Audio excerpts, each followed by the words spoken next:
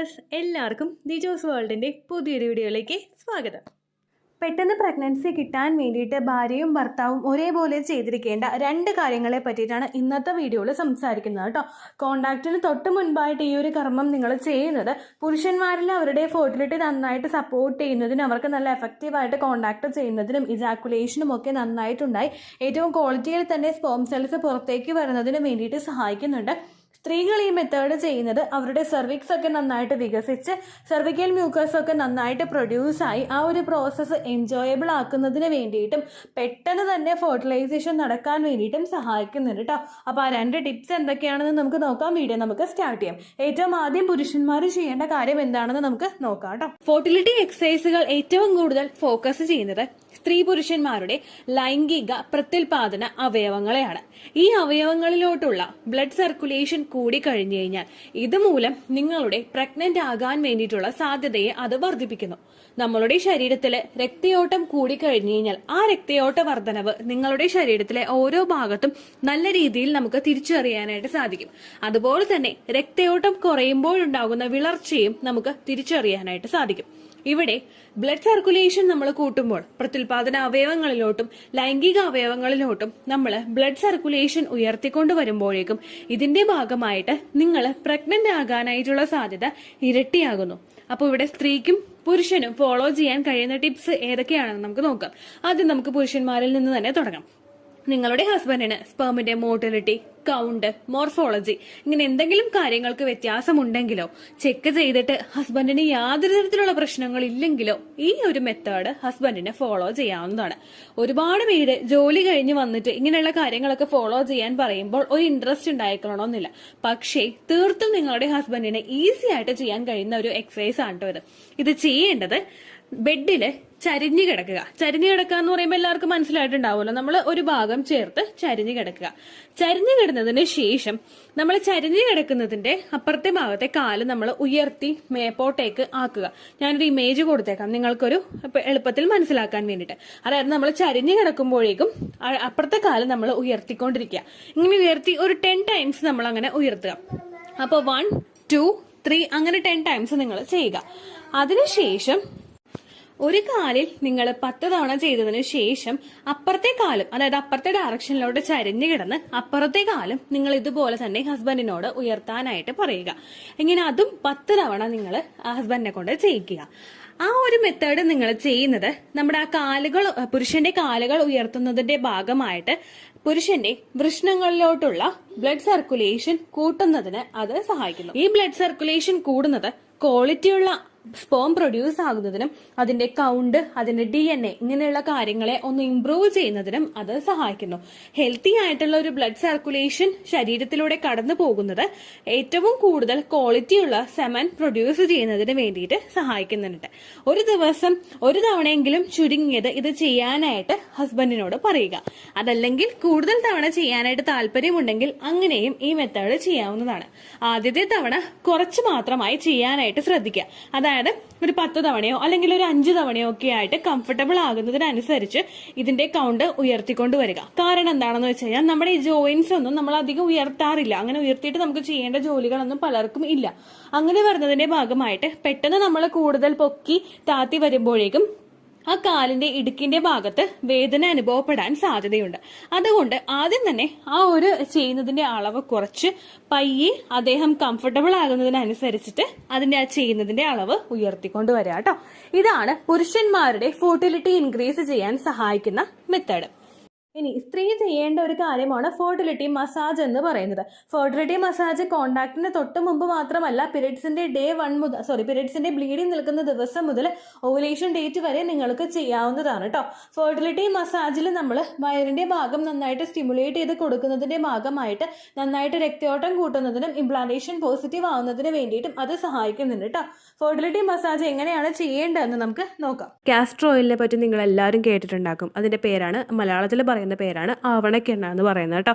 ഒരു വിധം English medical ഷോപ്പിലാണെങ്കിലും അല്ലെങ്കിൽ ആയുർവേദ മെഡിക്കൽ ഷോപ്പിലാണെങ്കിലും ഏറ്റവും കൂടുതൽ അവൈലബിൾ ആയിട്ടുള്ളതാണ് കാസ്റ്റർ ഓയിൽ എന്ന് പറയുന്നത്. ഇതിനായിട്ട് നമുക്ക് വേണ്ടുന്ന ഐറ്റംസ് എന്ന് പറയുന്നത് ഒരു ബൗൾ വേണം, ഒരു കാസ്റ്റർ ഓയിൽ പാക്ക് വേണം, ഒരു കാസ്റ്റർ ഓയിൽ വേണം, ഫുള്ളായിട്ടുള്ള ഒരു കാസ്റ്റർ ഓയിൽ വേണം, ഒരു ബൗൾ വേണം, പിന്നെ നമുക്കൊരു കോട്ടൺ തുണി വേണം, ഒരു ഹോട്ട് ബാഗ് വേണം. ഇത്രമാണ് നമുക്ക് വേണ്ടത് കേട്ടോ. അപ്പോൾ എന്താ പറയുക, ഈ ഒരു ഫെർട്ടിലിറ്റി മസാജ് നമുക്ക് ചെയ്യുമ്പോഴുള്ള ബെനിഫിറ്റുകൾ എന്തൊക്കെയാണെന്ന് നമുക്ക് ആദ്യം തന്നെ നോക്കാം.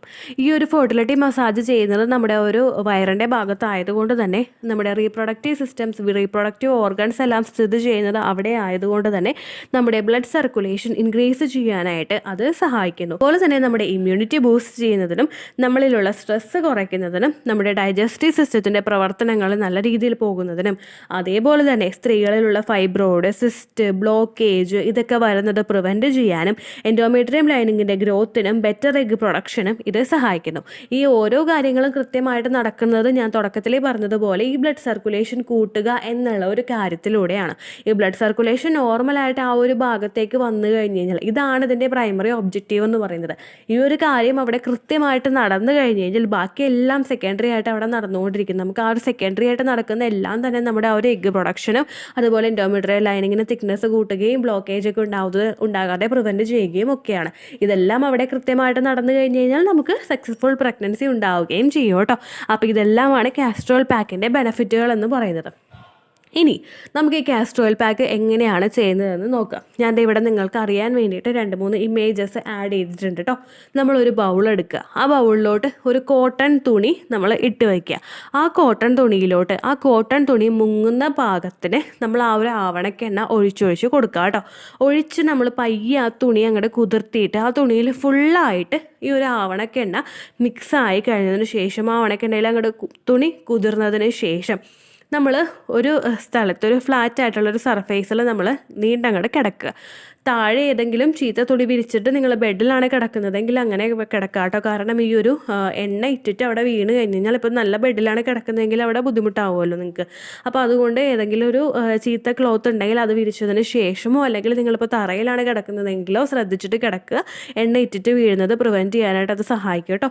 അതിനുശേഷം നിങ്ങൾ ഫ്ലാറ്റ് ആയിട്ടുള്ള ഒരു സർഫേസിൽ കിടന്നതിന് ശേഷം, അതായത് നേരെയുള്ള ഒരു സർഫേസിൽ നിങ്ങൾ ഒരു സ്ഥലത്ത് നിങ്ങൾ കിടന്നതിന് ശേഷം ആ ഒരു നമ്മൾ മുക്കി വെച്ചിട്ടുള്ളൊരു തുണി നമ്മുടെ ആ ഒരു വയറിൻ്റെ ഭാഗത്തോട്ട് വിതത്തി അങ്ങോട്ട് ഇടുക. ഫുള്ളായിട്ട് വിതത്തി അങ്ങോട്ട് ഇടുക. അതായത് ഇമേജിൽ കൊടുത്തിരിക്കുന്നത് പോലെ തന്നെ നിങ്ങൾ വിതത്തി അങ്ങോട്ട് ഇടുക. വിതത്തി ഇത് ഇട്ടതിന് ശേഷം നിങ്ങൾ എഗെയിൻ ഒരു കോട്ടൺ തുണി വെച്ചിട്ടോ അല്ലെങ്കിൽ വേറെ എന്തെങ്കിലും നിങ്ങൾക്ക് ആ ഒരു ചൂട് അമിതമായിട്ട് ഏക്കാതിരിക്കാൻ വേണ്ടിയിട്ട് എന്തെങ്കിലും ഒരു കോട്ടൺ തുണി അതിൻ്റെ മുകളിലോട്ട് വിരിച്ചതിന് ശേഷം, നമ്മൾ ഈ ആദ്യം വിരിച്ച തുണിയുടെ മുകളിലോട്ട് എന്തെങ്കിലും ഒരു തുണി വിരിച്ചതിന് ശേഷം നിങ്ങളൊരു ഹോട്ട് ബാഗ് എടുക്കുക. ഹോട്ട് ബാഗ് നമുക്കിപ്പോൾ എല്ലാവരുടെ വീടുകളിലും ഉണ്ടാവണമെന്നില്ല. അങ്ങനെ ഇല്ല എങ്കിൽ ഇപ്പോൾ നിങ്ങളൊരു ചില്ലുകുപ്പിയാണെങ്കിലും ഉണ്ടെങ്കിൽ അതെടുക്കുക. ആ ചില്ലുകുപ്പിയിൽ നിങ്ങൾ ചൂടുവെള്ളം നിറച്ച് വയ്ക്കുക.